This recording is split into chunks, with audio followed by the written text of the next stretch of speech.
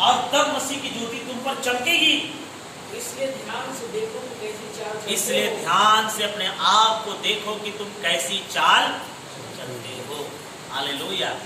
इसलिए ज्योति जब प्रभु की चमकेगी, इससे पहले कि आप अपने आप को ध्यान से देखो कि तुम कैसी चाल चलते हो। कैसे चाल हम चल रहे हैं इन दिनों। लॉकडाउन के बंद की स्थिति में हम प्रभु से दूर होने के कारण हमारा स्वभाव भी चेंजेस हो गया।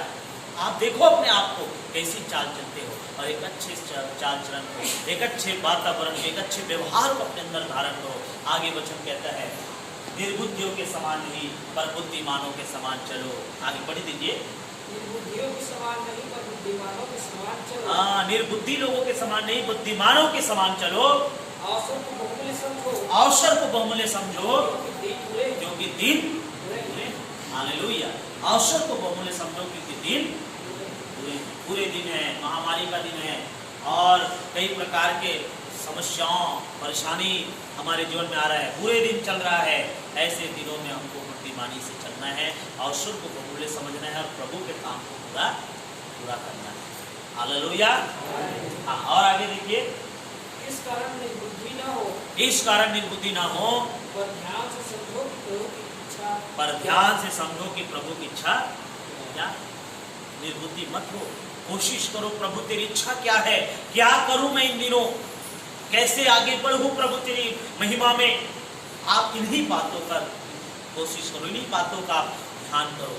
निर्बुद्धि मत बनो, बुद्धिमान हो जाओ और परमेश्वर के काम को ईमानदारी के साथ, बड़ी आत्मा सच्चाई के साथ, परमेश्वर के भय के साथ, समझदारी के साथ हम पूरा करेंगे, क्योंकि समय समाप्त हो रहा है। प्रभु कहते हैं समय समाप्त हो रहा है, इसलिए आप क्या करो, समझदारी से जिंदगी शुरू करो, बड़े बुद्धिमानी से जिंदगी शुरू करो। हालेलुया। बहुत ही बुद्धिमानी से हमको आगे बढ़ना चाहिए। जब तक हम में ये समझदारी नहीं आएगी, जब तक हम में ये परिवर्तन नहीं होगा, हम प्रभु में आगे नहीं बढ़ सकते। अपने आप को अंधियार के कामों से निकालकर उजाले के कामों में, ज्योति के काम में लाना होगा। प्रभु यीशु मसीह ज्योति का संतान है, वो ज्योति है और हम उसके संतान हैं। हमें भी ज्योति के समान आगे बढ़ना होगा। हालेलुया। जब इस तरीके से हम प्रभु के काम में आगे बढ़ेंगे, तब प्रभु की कृपा हम पर होगी और हम प्रभु से अलग नहीं होंगे। हम हमेशा प्रभु के साथ बने रहेंगे, चाहे कितना भी बीमारी आए, कुछ भी आ जाए, घरों में भी बंद रहेंगे तो भी हम प्रभु से अलग नहीं हो पाएंगे। बस हमें समझदारी से प्रभु के काम को पूरा।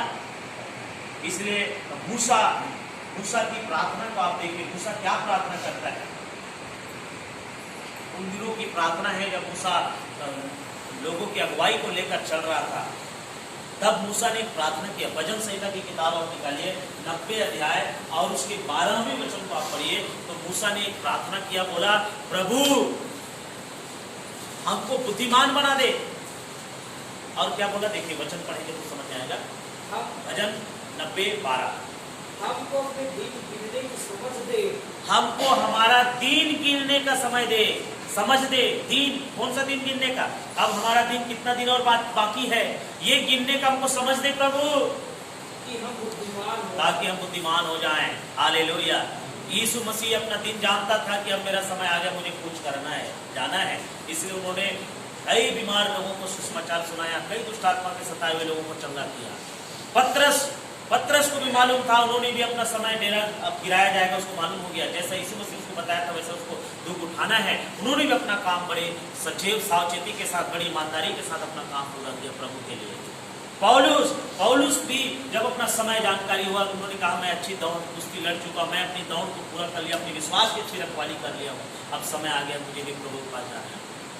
हालेलुया। इसलिए मेरे प्रियो, आज से अब प्रार्थना शुरू कर दो कि हे परमेश्वर, मुझे मेरी गिनती गिनने के लिए, दिन गिनने की मुझे बुद्धि दे, समझ दे कि मैं अपना दिन गिन सकूं। अब मेरे पास दिन कितना बचा है, मेरे पास समय कितना बचा है, मैं ये गिन सकूं और उसी के अनुसार मैं प्रभु में आगे बढ़ सकूं। आप गिन सकते हो अपना जीवन, अब समय नहीं बचा है आपके पास। हालेलुया। अभी महामारी आ जाए तो अभी सब गोल हो जाए। इसलिए आपके पास ये दिन प्रभु ने जो दिया है, उसको गिनती करो और उसी दिन के अनुसार आप प्रभु में आगे बढ़ो। प्रभु ने आपको ये दिन दिया है, ऐसा समय दिया है कि हम प्रभु की सेवकाई को पूरा कर सके, प्रभु के कार्य को हम पूरा कर सके। हालेलुया। मेरे प्रियो, आज ये संदेश परमेश्वर ने हमको दिया और इस संदेश के द्वारा आप अपने आप को संभाल करें। आप समझबूझ के साथ, बुद्धिमानी के साथ प्रभु की सेवकाई में आगे बढ़ें। जब बुद्धिमानी के साथ, प्रभु के कामों के साथ आप आगे बढ़ोगे, सचमुच में ये जीवन आपके लिए आशीष का जीवन होगा। पर हम बुद्धिमानी के साथ नहीं चलेंगे, निर्बुद्धि लोगों के समान रहेंगे। अरे अभी तो चर्च नहीं खुल रहा है, चर्च खुलेगा तब संगति कर लेंगे, अभी नहीं करना, अभी बाइबल भी नहीं पढ़ना, प्रार्थना भी नहीं करना है। और इस तरीके से आप चुप घर में बैठे नाक बजा रहे, सो रहे हो, तो ऐसा करते रहोगे तो आप बुद्धिमानी का नहीं कर रहे हो, निर्बुद्धि का काम कर रहे हो। और निर्बुद्धि का काम करोगे तो आप जीवन नहीं पाओगे।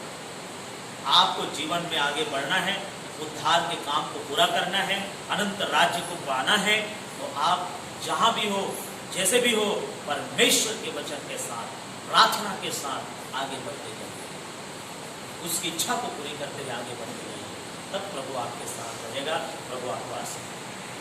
हालेलुया।